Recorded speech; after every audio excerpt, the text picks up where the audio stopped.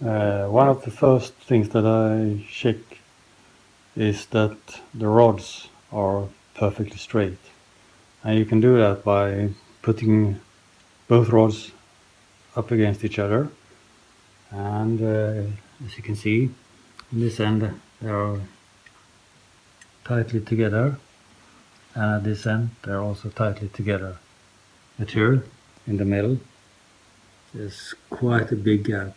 It's like almost a millimeter, and for a high precision device 1 millimeter off is quite a lot.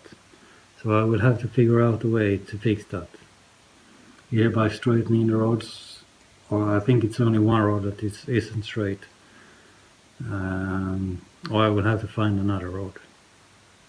So now all the laser cut parts are painted, so I will start mounting together the frame.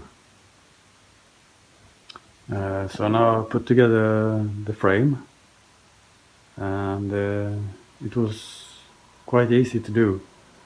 And I just started with the large pieces and then screwed them together, bolted them together.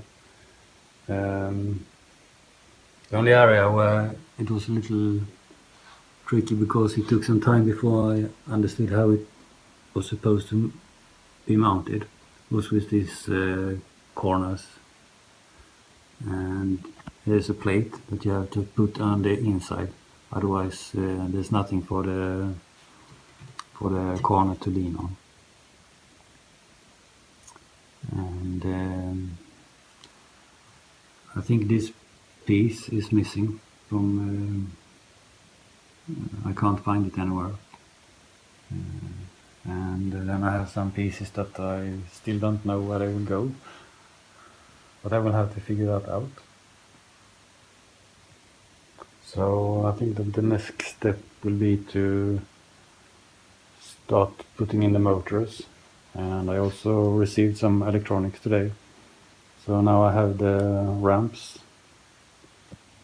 So now I have mounted all the parts together. So here we have the print bed, and we have the different holders for the X and Y axis and the print head.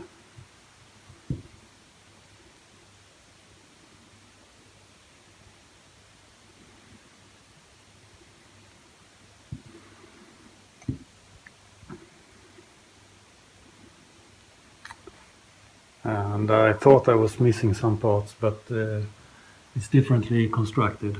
So this is where you can tie the belt that will move the print bed, and here's where the motor is mounted. And here on the top is a spool holder, and I will use a different display here. I will use this type of display, but the mount looks like this. So I will print a new holder for the display.